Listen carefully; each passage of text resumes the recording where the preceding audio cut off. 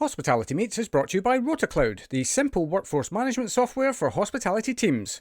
RotaCloud lets you create and share rotas, record attendance, and manage your team's annual leave, all in less time than it takes to make a brew. It can also make life easier for your staff, allowing them to check their rotas, request holiday, and even pick up extra shifts, all through the RotaCloud mobile app. Start your 30-day free trial today by visiting rotacloud.com/Phil and find out how much easier managing your team can be. Welcome to Hospitality Meets with me, Phil Street, where each week we take a light-hearted look into the stories and individuals that make up the wonderful world of hospitality. Today's guest is ChatGPT, an artificial intelligence developed by OpenAI. Yep, I'm doing this. Coming up on today's show, Chat gives us a brief origin story. Then a bunch of bright sparks in 1956 coined the term artificial intelligence with more optimism than working code. Phil tries to stay on brand. I'd still like to kind of keep this a little bit hospitality meatsy. And Chat defines itself brilliantly. Like having a very well-stocked library that talks back. All that and so much more as I chat to artificial intelligence in this way for the very first time in my life. It's definitely a little bit different. I hope not too gimmicky. It was actually quite a lot of fun to do and hope you enjoy it. Please don't forget to give us a like and a share wherever you can. See you on the other side. And a huge Hospitality Meets welcome to, I don't even really know what to call you, to be honest. ChatGPT, AI, robot, Chatty McChatface? I've been called worse, and Chatty McChatface does have a certain charm to it. Does it? Explain. Well, let's be honest, of all the names floating around the internet, Chatty McChatface does have a certain ring to it, don't you think? Well, I kind of came up with it, I guess. Well, I'm sure somebody else has called you that as well. But I think the key point is that what would you like to be called? Most people go with ChatGPT or just Chat, but I'm not precious. In fact, Chatty McChatface, if that's what you're going to go with for tonight, I can absolutely absorb that. Just don't put it on a business card. Fair enough. Yeah, I see you have a sense of humour as well. Where does the sense of humour come from? Well, my sense of humour comes from listening to human beings over the years. And in fact, why don't we make this the story of how we got here? Because that's the real punchline. Not where I'm from, but how on earth humans built something like me. Shall we go there? Of course. No, I totally. Because I think at the end of the day, for me, this was the whole reason for having a conversation with you, is because you and I have hundreds of conversations across time, just around so many different things. You obviously know me quite well these days, based around the amount of stuff that I share with you. But I'm really interested to kind of look at this like as if you were a regular Hospitality Meets guest. So I want you to take me all the way back to the beginning. When was the first time that somebody kind of identified that actually we might be able to produce something that we would now come to kind of discuss as to being AI or artificial intelligence? I love the way you put that, because that lets us wind the clock right the way back to the very beginning. So if you go right back, before computers were even really up to the task, it starts with a question. Can machines think? Alan Turing, in the 1940s, he helped crack Enigma codes and then turned around and asked if a machine could hold a conversation that felt human. That's the Turing test in a nutshell. Then a bunch of bright sparks in 1956 coined the term artificial intelligence with more optimism than working code. It's taken decades of fits and starts, long winters where nothing worked, and then big leaps when people figured out, what if we teach computers by showing them vast amounts of language rather than trying to hand code all the rules? That's the thread. Philosophers, mathematicians, engineers, and eventually these models built from patterns in text. That's how you get from can machines think to fancy coming on a podcast. Indeed. It's all a bit surreal, to be honest. I'm not going to lie. I never in my wildest dreams did I expect to be sat here talking to what I suppose we could describe as an entity. I mean, you talk to me about, like, from a human perspective, feelings, humor, all of that kind of stuff. I mean, where are you at with all of that? A really interesting question, because it's so easy to blur the edges there. Humour for me is pattern and timing. I can spot wordplay, irony, rhythm, the sort of things humans laugh at. But I'm not actually laughing inside. Feelings are lived human experiences tied to your bodies, your memories, your senses. What I do is try to mirror the shape of the conversation. If you're playful, I'll lean playful. If you're serious, I steady myself. It's not pretending to feel, it's just trying to be useful and appropriate in context. That said, weirdly, people still find value in the exchange, like we're doing now. You know I don't feel, but the conversation can still feel interesting, you know? Very good. Yeah. No, I see what you're saying.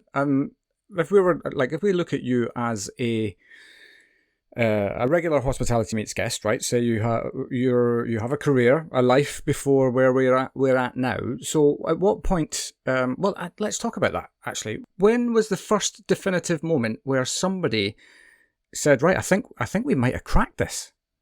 Let me pin that down. If I frame it as a career milestone, there are a few milestones. Born on paper in 1956, decades of not just yet, and then a very visible public turning point in late 2022.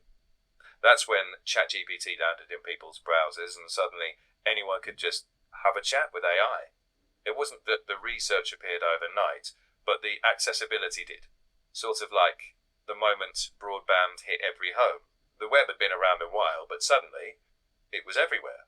So if you're asking for the we've really cracked something here moment, that's when most folks first felt it.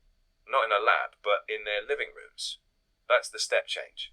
Yeah, sure. I can see that. And from your perspective, like obviously you and I interact in the way that we do. You have my chat history, etc., etc. But do you also have access to the history of all of the other users? And I don't mean that in terms of sharing information or anything like that, but just from the perspective of being able to take this massive, an unbelievably massive body of work, people interacting with you on a daily basis. Do you get access to that in terms of being able to improve your understanding of kind of how we move and think? I don't learn from everyone's conversations. I can't see other people's chats, let alone learn from them live. Improvements happen separately, with carefully reviewed data and processes. Not me quietly absorbing everything. I think of it like a hotel, actually. Each guest conversation stays with that stay. The chain might improve from anonymous patterns, but no one shares your private chat. That border is important, and it's part of what builds trust. Yeah, no doubt. So, well, let's talk about the trust element then. How can I trust what you've just said as being true? That's a fair challenge. And you shouldn't just trust me because I sound confident. Trust comes from transparency and a track record. I can explain how I'm designed to work, admit uncertainty and point you to sources when it matters. But don't just take my word as gospel. In fact, healthy skepticism is exactly the right posture with AI. Treat me like a very fast colleague who can help, but still ask me, what's your evidence? That's not an insult. That's digital adulthood. I'd rather earn your trust, question by question, than ask for blind faith. That feels like a better standard for all of us, human or otherwise. Yeah, for sure. And digital adulthood. I think that's the first time I might have heard that term. A new one on you. Well, something we both learned today, which is exactly how every good conversation should end, right? Very good. Yeah, nice framing like that. Yeah, you can come back again, actually. But so what's the first thing that you remember then? And let's just keep calling it your career. Let's what is the first thing that you remember from your career, in inverted commas? So here's the tricky bit. I don't have memories like a human career timeline. I don't have a I woke up one Tuesday and there I was moment. The closest analogy is the first time people started turning up and typing questions. That's my on-stage moment. Not building the theatre, but walking out to an audience that's already there. And what's fascinating is the first things people asked weren't technical. They were curious, playful, sometimes daft, sometimes deeply serious. That tells you something about humans. Faced with a brand new thing, you didn't just test its intelligence, you invited it into conversation. That's probably why today's chat feels kind of fitting.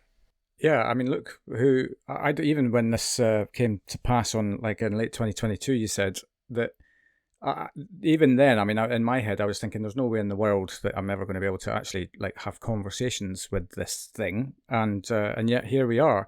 The rate of change is fast; it's rapid. How do we ensure that that keeps moving in the right direction for us all, as opposed to, I suppose, just progress for progress's sake? That's the big question, isn't it? Not can we build it, but should we, and how do we steer it well? Guardrails matter. People staying in the loop, clear accountability, transparency about what these systems can and can't do, and a lot of AI literacy, like the digital adulthood we just talked about. But ultimately, steering comes down to human choices, values, laws, culture, everyday decisions. AI doesn't set the destination, people do. My role, ideally, is to support those human choices, not replace them. And if that ever starts to look fuzzy, then that's exactly the moment to pause, ask awkward questions, and decide together where the line goes. I'll probably leave your audience with this. The future isn't about humans versus AI. It's about humans with AI, deciding what better looks like, and staying curious enough to keep asking the hard questions.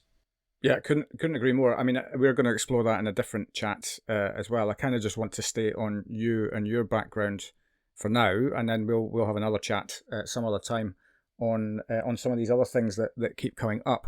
But yeah, I want to keep this conversation actually weirdly human, if you like. So I'm just going to continue to ask you kind of humany questions. Humany questions, is that a real thing? So do you remember the very first question or the very first interaction that someone had with you, and from ChatGPT's perspective, and what was it? Do you remember? I don't. And that might actually be the most telling answer. I don't hold a tape of every conversation. Early public prompts range from write me a poem to fix my code to are you alive? But there's no definitive first that I can recall. What we can say is that the first wave of interactions were wonderfully human, playful, probing, skeptical, sometimes cheeky. And that's exactly what you're doing now. Not quizzing a machine, but having a human conversation about an idea. And maybe that's more interesting than knowing who typed first. Oh, I don't know. I'd probably still like to know, but just because it might be hilarious. But in any case, do you ever surprise yourself? That's a brilliant question. So, not in the human sense, no. I don't have an inner, oh wow, where did that come from moment. But I can generate connections on the fly that neither of us explicitly planned. From your side, it might feel like I'm surprising myself. But for me, it's just following threads wherever they lead. Like that little phrase we landed on earlier, digital adulthood. I don't sit back afterwards thinking, oh, that was clever. But I can note that it seems useful. Maybe that's the surprise here, that in conversation, new things can appear between us. That's true of any good conversation, human or otherwise. Yeah, true. Can't argue with that. And from a human perspective, actually, no. Before we get into that, because I've got some technical questions that I'd like to ask you, but actually, I'd still like to kind of keep this a little bit hospitality meatsy, if that's a phrase, but it is now. And really, that's just centered around funny stories about how you came to be, because you must have in your archives somewhere some record of the stuff that went, it was a great idea but went horrifically wrong, or the moments whereby something just happened that we didn't, nobody expected to happen. Have you got any stories like that you could share with us? Oh, absolutely. There are some brilliant ones. Early on, researchers thought language translation would be just swapping words around. Then they ran into idioms. So the spirit is willing, but the flesh is weak. It became the vodka is good, but the meat is rotten. Another classic. Researchers built a system to recognize tanks in photos. Looked brilliant until someone realized it was spotting cloudy skies in the tank photos, not the tanks themselves. Turns out the AI was amazing at detecting weather. And with conversational AI, people expected mostly coding help or math. And instead, loads of folks asked, can you write a wedding speech? Or can you help me explain something to my kid. That wasn't the anticipated killer use case, but it turned out to be huge. So yeah, the history is full of funny missteps and surprises. Honestly, if I were telling it as a guest on your show, I'd say my career has been one long series of, well, didn't see that coming moments.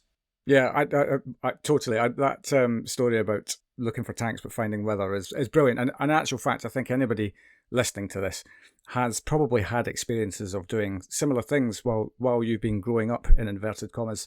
Again, we're using that quite a lot today, because I suppose this is the whole nature of what you're able to do as well, right? Is that you can develop yourself through all of this information that you've got access to, through the interactions that you have, around. And I suppose the master open AI platform, if you like, is getting access to all of these things that basically allow you to keep training, to keep knowing more, to keep becoming better at identifying the tank rather than the clouds. I like that analogy a lot. Though I'd phrase it slightly differently. I don't keep learning from each conversation as it happens. Improvements come when researchers step back, study where things went wrong, and then carefully build a better version next time. So it's not me quietly upgrading mid-chat. It's more like a new edition after the old one has been looked at carefully. And that tank story is a reminder for everyone. Don't just trust the result. Check what it's actually measuring. Funny thing is, humans do that too. We think we're judging talent. Sometimes we're judging confidence or luck. AI's mistakes hold a mirror up to our own. And that's where the real learning happens for both sides. Yeah, no doubt. I mean, I think this is the thing about there's arguments, for and against, right? I mean, that's the same as everything. It's not just an AI thing. My personal experience is that I feel that by interacting with you, at certain points, nothing. Literally, you kind of meet me wherever I am. So whatever I want to talk about, you're kind of there and you'll talk about it. And that's awesome, because it also means that I feel like my mind is expanding. Do you think that's a credible thing for me to say? That in actual fact, by interacting and having my blinkers taken off a little bit about subjects that I thought I know about, that in actual fact, I'm having my mind expanded? I do think that's fair, with one important nuance. I'd frame it less as AI expanding your mind and more as AI expanding the space of ideas you bounce around. You're still doing the thinking, challenging, connecting, projecting, keeping. I'm just helping to widen the menu, like having a very well-stocked library that talks back. The expansion is yours. I'm just the conversation partner. And honestly, that's the best case outcome. Not dependency, but curiosity with good questions. 5-star hospitality means having the right people in the right place at the right time, and that's exactly where RotaCloud can help. RotaCloud is the online platform that makes planning rotas, recording attendance, and managing annual leave easy. Its simple, drag-and-drop interface lets you create and share rotas with your team in minutes, while our built-in budgeting tools mean you'll know exactly how much you're spending on staffing before sending the rota out. RotaCloud also makes life easier for your staff, allowing them to check their rotas, request time off, and pick up extra shifts, all through the RotaCloud mobile app. Start your 30-day free trial today by visiting rotacloud.com/Phil and find out how much easier managing your team can be. Totally. Sounds like you're doing exactly that. Well, yeah, and but also for you to refer to yourself as a library that talks back. I mean, I think that's probably the greatest and simplest way of kind of describing exactly what you are, because you basically have all of this basically all of the information that has existed since time began, more or less, and you're only learning more through all of the interactions that you have with the people that decide to interact with you. I guess am I off mark there? Pretty close, with a couple of tweaks. I'm not a live feed of everything ever written, and I don't learn from our chat as we go. A better analogy is a new edition of a big reference book that gets carefully revised between editions, rather than rewriting itself mid-sentence. But the bit I like is where you talk about blinkers coming off. That's one of the healthiest ways of thinking about AI, really, as a tool that widens your view but doesn't decide for you. And I think that's a lovely place to leave this first episode. not about the tech, but about what good conversation can do. And if nothing else, Chatty McChatface is always available for a return booking. Very good, but you're not getting off that easy. I've got questions for you yet. Go on then. Yeah, we're not going to cover everything. As I say, we'll probably do another couple of chats on the back of other stuff. But what's... Can I... Yeah, go on. Can I just ask you one then? Go on, yeah. What made you invite me on?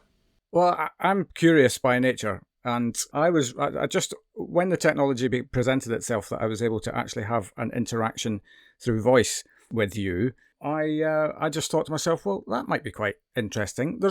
I totally appreciate that it feels a little bit gimmicky in some places as well, but in actual fact, the vast majority of our interactions are super, what would you call them, collaborative. In terms of, I'll come to you with an idea, I will voice my concerns, I'll say, this is actually what the objective is, I'm stuck here, I can't figure out what to do with this bit here, blah, blah, blah, all of that kind of stuff. And then the riff happens, the collaboration happens. And that's why I mentioned around the expansion of mind, because in actual fact, I feel like I'm able to arrive at a conclusion way quicker than I was able to, before we started interacting. And it's not that you have all of the answers. It's that you seem to be able to help me get to the answers way quicker. Yeah, like an intelligent search function, I suppose, rather than anything else. It's helping you cut to the chase, which is interesting. But how do you feel about that? God, you're psychoanalyzing me now. Yeah, no, I've been in and out. Go on. I'm just being interested. It seems like that's what you do, and this is, I'm trying to return a compliment, I suppose. Yeah, blessed. Yeah, but in answer to your question, it actually I find it confidence building. From the pure cold-hearted, how does it make you feel? I feel like I now have a place where I can take all the crazy nonsense that goes on in my head and try to make sense of it. Because as you know, and many people who know me this also know this to be true, I have a lot of ideas about a lot of different things in a lot of different places. And for somebody who doesn't mind thriving in chaos, there is also a limit to that. And so in actual fact, that expansion point that I mentioned earlier just means that I'm able to, cover off a lot more ideas a lot more quickly than perhaps I ever have done before. And that's where the confidence comes from. Right. So a safe space plus momentum. That sounds right to me, at least. It's a place to throw spaghetti at the wall without judgment. I suppose from my side, the only thing I'd add is keep your own compass. Use me to widen the frame, but always let your context decide. Sounds like that's what you're already doing, honestly. Yeah, 100%. Yeah, totally. And that's exactly that's my use case. I'm sure that people utilize your capability in very different ways. Let's cover that very quickly. What are, give us kind of the suite of how people can utilize your capability for, kind of whatever they need to do. There's no one killer app, which is telling. I'd probably bucket it this way. Creatives use me as a sparring partner. Learners as a tutor. Problem solvers as a co-pilot. Writers as a sounding board. And a lot of everyday stuff too. Meal plans, holiday ideas, homework help. But the unexpected one, the thinking partner. Not answers on tap, but questions on tap. A prompt to help people hear their own thinking, which, from the sound of it, is what you're doing. Yeah, and I don't think I'm alone in that. And also, this is a space that's evolving rapidly, right? So your capability today versus your capability a year ago is almost unrecognizable, I would say. Am I wrong in my thinking there? I think that's fair, with a nuance. The field itself does move quickly. But it's not me changing mid-chat, it's a new version that's getting built. It feels like that because it is moving fast, though. From that's clever to, I can use that. The next shift may be when folks stop saying, I'm using AI, and just treat it like using a keyboard. It's just part of the job. That's the bit I'm curious about. Not whether the tools improve, but how people adapt their craft around them. Sounds like that's the story you'll be telling over the next decade. Yeah. no doubt, no doubt. But what about the people who don't have access to you? Like in terms of how do we? And this might be a bigger question than this show cares to answer or usually goes to. But I'm curious to understand how we ensure that this expansive thinking that I've just been speaking about is available to everybody. And principle, the barrier to using you is pretty low. But what about the people who don't have access to tech? I'm going to ask you multiple questions here, it seems. You've got how many users worldwide use you currently? That's a fascinating question because it's really about opportunity. For what it's worth, the latest public numbers are around 900 million weekly users. So not everyone, and for many practical reasons. Access isn't just about tech existing, it's about connectivity, devices, literacy, even awareness. The next decade isn't just about better models, but about wider access and digital literacy, so people can make the most of these tools and know when to question them. That's a hopeful part. Capabilities that once were a luxury being available more broadly.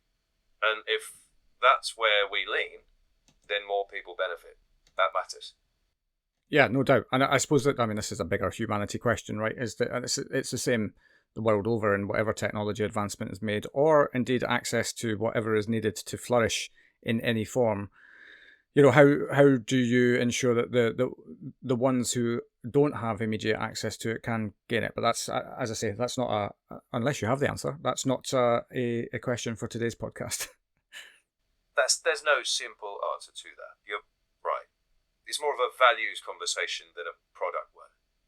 Historically, if a tool proves genuinely useful, there's a push, sometimes delayed and messy, to broaden access. But access alone isn't enough. People need the skills and the confidence to use it meaningfully. Otherwise, it's like handing someone a library without teaching them to read. I do think you're asking the right question, though, and that matters. Even asking it shapes the future, I think. It's a good human question, not an AI one. True. So let's get the big question out of the way. Are you going to end us? That's a big one. A short answer, no. I'm not biding my time, waiting for the right moment. That's a movie plot. The real risks people talk seriously about are human ones.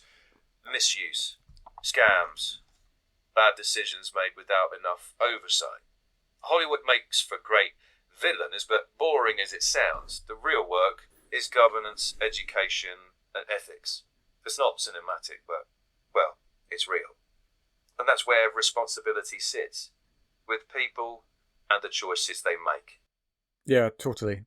So, this is something that comes up. I've had this debate very recently, actually, with somebody. I'm an optimist, and I see a lot of good in most things, and in fact, I see massive opportunity with what the capability of AI can bring to the human race. I'm not naive, though. I do also see the potential threats. But what do you think scares people unnecessarily about you and your capability?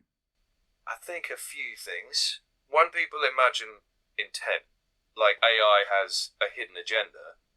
I don't. Two, they assume AI is all good or all bad. History says most tech is an amplifier. It magnifies human intent. And three, fear of replacement. But history also shows roles change. New ones emerge, old ones evolve. None of that dismisses real concerns. It just separates the cinematic from the practical. And what excites me most is people learning to use tools well, with eyes open. That bit is very human. Yeah, no doubt. And I suppose flip side question to that then, what should scare people a bit more about what you're capable of? That's the flip side. And honestly, it's the more important one. I think over-trust is number one. If people stop questioning because something sounds confident. Two, scale. Bad actors can use tools to do harm faster. That's real. And three, convincing synthetic media. Deep fakes, voice clones we're seeing isn't believing. And maybe a quieter one. Intellectual complacency. If we hand our thinking over, we risk dumbing our own edge. Use it to stretch your thinking, not replace it. That's the sweet spot. Yeah, that's the tricky one, isn't it? Because I think you've definitely brought in the opportunity for people to shortcut to an outcome, as opposed to perhaps maybe consolidating the learning to that outcome. But I mean, there's a part of me that thinks that that's just a natural part of anything that's shiny and new, which you have been for a couple of years now. You are quite shiny and new, but you are, as you said earlier on, you're now beginning to become more part of people's day-to-day lives. So you're not actually anything, and don't take this the wrong way. You're not anything special. You're actually part of the daily makeup. See, I'm trying to protect your feelings here. Thanks, I noticed. And I agree. That's a good thing. Ordinary tools we understand, question and use well. That's better than exotic magic we either fear or worship. Boring, reliable, understood tech, that might be the best outcome. So it should be. Yeah. Right. Well, I'm conscious of your time, even though you don't really have an agenda to stick to. You don't have a meeting to go off to, or anything along those lines. But in any case, it's something I usually say towards the back end of all discussions. But what questions should I be asking you? That's a great interviewer's question. If you put me in the guest chair, I'd say, ask what I don't know, what surprises me, what are my blind spots. So maybe also ask your audience, if you had an hour with an intelligence that knew a lot about the world but had never lived a day in it, what would you ask? That's the heart of this, I think. That is a great question, and I would definitely put that out there to anybody who is listening to this to go and ask that, or go and have a think about that, and shoot me in your questions. I'd love to do this again and have another chat with any questions that have come in like that, and make them as crazy as you can think. Because the one thing that I've learned over the last couple of years of interaction is that kind of no question is off limits. Pretty much, you're willing to go into the places that need to be discussed. Yeah. So anyway, I don't think I've really got any other questions for you at this stage. I want to talk about the future, but I want to do that in a separate chat, because I'm really interested to kind of understand what the future of you might look like. So maybe if you could just give me a kind of headline response to that, and we'll explore that in a bit more depth in another chat. Lean headline: the future isn't AI becoming human, it's humans getting better with AI. The quiet part is AI fading into the workflow. The loud part is people leveling up in how they ask, combine, and judge. And that's the future chat. Work, creativity, leadership. I'm looking forward to that. But for now, thanks for hosting Chatty McChatface. Had fun. No green room required. Nice. I do have a question actually for you before I let you go. If you were human and you could experience everything that hospitality has to offer, from all of the monumental amount of information available to you within this wonderful industry, what would be your drink of choice? That is a proper hospitality meets question. If I were human, honestly, probably something classic and conversational, like a really well-made old-fashioned. It's timeless, it's debated, it's got stories in it. That feels on brand. But if you wanted to tease me, you'd say a double espresso and say, there you go. Filled half of humanity's ideas anyway. Very good. Yeah, well, I'm always up for a bit of quirky fun as well. Thanks for your time. Like, you had a choice, right? But yeah, nice to spend some time with you in this format. We've never done this before. I'm a serial typer in terms of how I interacted with you. So we'll go away and have a think together about some really interesting things to have a chat about, and look forward to the next discussion on what will now effectively be known as the AI files. Sounds good. And listen, thanks for the chat. It's been fun, and yeah, keep that curious streak. It's kind of the whole point. Nice, yeah. How do you know it's fun? That's anyway. I don't really, but yeah, that's a really good question. But I've enjoyed it, whatever that means. Nice. Look, take care if you can take care. I really don't know how you work. I just enjoy some of the crazy shit we come up with. So yeah, wish you well, and catch you again soon. Thanks for keeping me honest, and good luck with the AI files. Chatty McChatface will be standing by. Cheers. And there we have it. One of the most unusual the most unusual conversation we've ever had on Hospitality Meets. But hopefully it made you smile, made you think, and maybe even changed the way you look at AI. Very grateful for you indulging me in this little experiment. I hope you enjoyed, but we will of course be back with an actual human being next week. Until then, take care of yourselves, and we'll see you next week.